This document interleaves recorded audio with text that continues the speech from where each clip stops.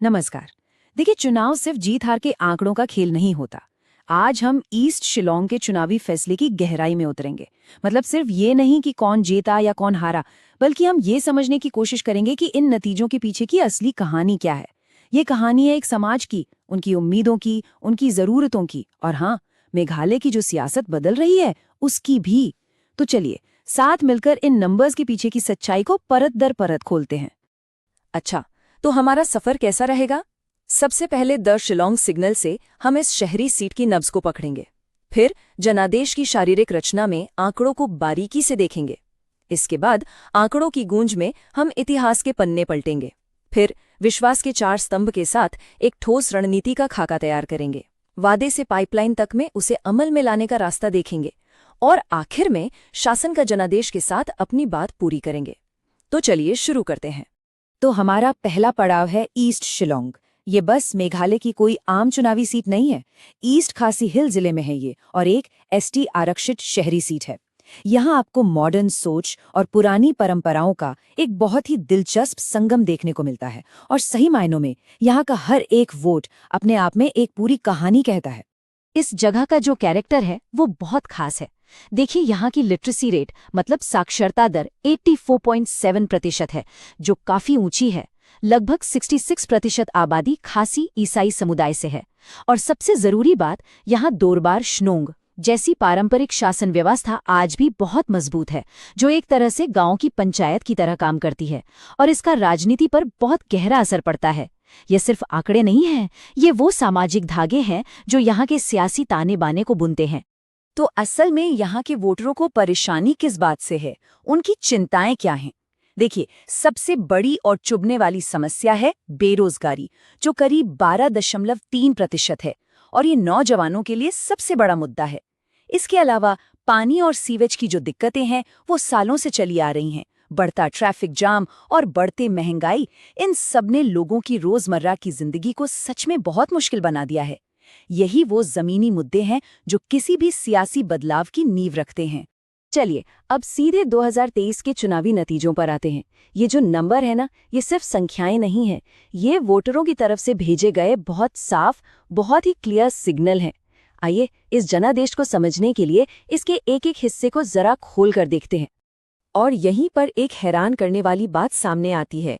जो उम्मीदवार जीते, डॉक्टर एम्परिन लिंगदो, उन्हें वोट मिले 38.96%, जबकि दूसरे नंबर पर जो उम्मीदवार थे उन्हें मिले 28.92% वोट। अब इसका सीधा सा मतलब क्या हुआ? इसका मतलब ये हुआ कि 61% से ज्यादा वोटरों ने जीतने वाले कैंडिडेट के खिलाफ वोट दिया। ये एक बटे हुए, एक फ्रैक्चर मैंडेट का सबसे बड़ा सबूत है।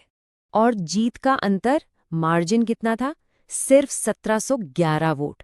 सोचिए, 25,000 से ज्यादा वोटरों वाली सीट पर फैसला सिर्फ इतने कम अंतर से हो रहा है।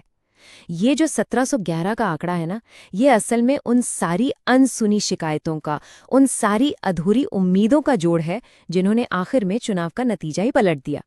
एक और आंकड़ा है जो बहुत कुछ कहता है, और वो है वोटर टर्नआउट। 2023 में मतदान गिरकर सिर्फ 65.78% पर आ गया, जबकि 2018 में ये करीब 73% था। ये जो गिरावट है, ये वोटर्स की उदासीनता, या कह सकते हैं कि एक तरह का साइलेंट प्रोटेस्ट है। इसका मतलब है कि वोटरों का एक बहुत बड़ा तबका या तो निराश था, या उसे लगा कि इस पूरी पॉलिटिकल प्रक्रिया से उसका कोई लेना देना ही नहीं है। देखिए, ये डोनट चार्ट पूरी कहानी को बिल्कुल साफ कर देता है। मैंडेट यानी जनादेश पूरी तरह से बिखर गया था। जो एंटी इनकम्बेंसी वोट था वो कई पार्टियों में बंट गया, कांग्रेस, बीजेपी और एक नई पार्टी वीपीपी। अब इस बंटवारे का नतीजा क्या हुआ? नतीजा ये हुआ कि कोई भी एक चैलेंजर उस सत्ता विरोधी भावना को एक साथ नहीं ला पाया, और जीतने वाले को कुल वोटों के एक छोटे से हिस्से के साथ भी जीत मिल गई। अब इन आंकड़ों के पीछे की गहरी कहानी को समझने के लिए हमें थोड़ा सा वक्त में पीछे जाना होगा, इतिहास को देखना होगा। ये हमें बताएगा कि कैसे एक वक्त का मजबूत गढ़ आज एक अस्थिर चुनावी मैदान में बदल गया। वफादारियां कैसे बदली, चलिए देखते हैं। यहाँ एक बात समझना जरूरी है। एक नागरिक के तौर पर अपने विचारों को जिम्मेदारी से रखना और दूसरों की गरिमा का सम्मान करना, ये हमारे लोकतंत्र की बुनियाद है। जब संवाद टूटता है तो ऐसे ही नतीजे सामने आते हैं। ये टाइमलाइन अपने आप में एक कहानी है। देखिए, डॉक्टर लिंगदो जब कांग्रेस की उम्मीदवार थी तो 2013 में उन्हें करीब 63% वोट मिले थे, 2018 में भी लगभग 59%। लेकिन 2023 में जैसे ही उन्होंने पार्टी बदल के एनपीपी का दामन थामा, उनका वोट शेयर गिर के सीधा 39% पर आ गया। इससे क्या पता चलता है? इससे साफ पता चलता है कि वोटरों की वफादारी सिर्फ कैंडिडेट के साथ नहीं थी, बल्कि पार्टी के साथ भी मजबूती से जुड़ी हुई थी। तो हम इससे क्या सीख सकते हैं? सबसे बड़ी सीख ये है कि ईस्ट शिलोंग अब किसी का मजबूत गढ़ नहीं रहा। पुरानी वफादारियां अब कमजोर पड़ रही हैं और उनकी जगह लोग अब सीधे सीधे मुद्दों पर आधारित वोटिंग कर रहे हैं। ये एक ऐसा पॉलिटिकल माहौल है जो बिल्कुल अप्रत्याशित है और जहां हर पार्टी के लिए मौके भी हैं और खतरे भी। तो सवाल ये है कि इस नई राजनीतिक सच्चाई में वोटरों से दोबारा कनेक्शन कैसे बनाया जाए? एक विनिंग कोalition बनाने के लिए क्या करना होगा? अब हम समस्या के विश्लेषण से आगे बढ़कर समाधान की तरफ चलते हैं।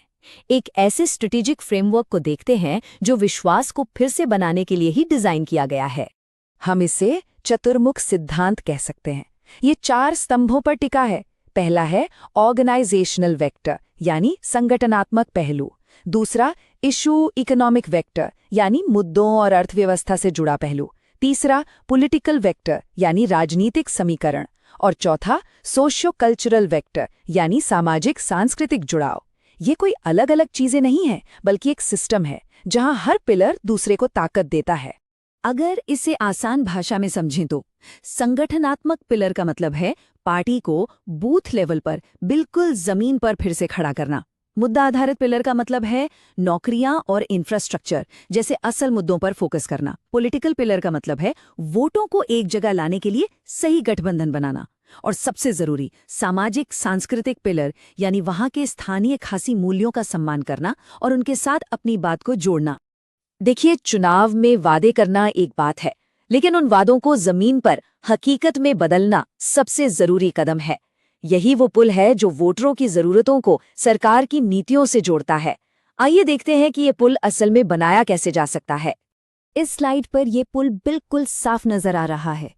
एक तरफ है लोगों की उम्मीदें, जैसे साफ पानी चाहिए, घर के पास नौकरी चाहिए, और दूसरी तरफ है सरकार के पास मौजूद पॉलिसी के औजार, जैसे पीएम डिवाइन फंड जो खास तौर पर नॉर्थ ईस्ट के विकास के लिए है, या फिर राज्य के अर्बन रिन्यूअल मिशन और टूरिज्म फंड्स। एक असरदार लीडर का काम ही इन दोनों सिरों को जोड़ना है। जब आप लोगों की जरूरतों का डेटा लेकर उसे सही सरकारी स्कीम से जोड़ते हैं, तभी असली गवर्नेंस होती है। और ये जरूरी है कि लोगों की निजी जानकारी की गोपनीयता और सहमति का हमेशा सम्मान किया जाए, जैसा कि हमारे कानून भी कहते हैं। तो ईस्ट शिलोंग के इस पूरे विश्लेषण से हमें सबसे बड़ा सबक क्या मिला? ये हमें जीत के एक नए रास्ते की तरफ इशारा करता है। एक ऐसा रास्ता जो सिर्फ सियासत से नहीं, बल्कि गवर्नेंस यानी सुशासन से होकर गुजरता है। अगर जीत चाहते हो तो विश्वास अर्जित करो।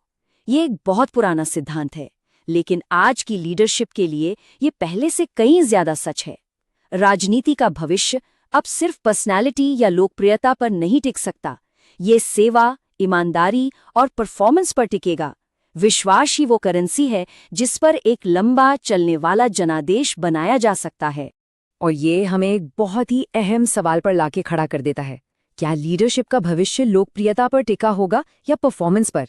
ईस्ट शिलोंग का जनादेश इस बात का साफ संकेत है कि वोटर अब सिर्फ वादों से खुश नहीं होने वाले, उन्हें नतीजे चाहिए। अगर आप एक जन केंद्रित नेता बनना चाहते हैं और अपने निर्वाचन क्षेत्र को ऊपर उठाना चाहते हैं, तो blueprintstrategies.ai से mgr@blueprintstrategies.ai पर संपर्क करें या 08042041602 पर कॉल करें।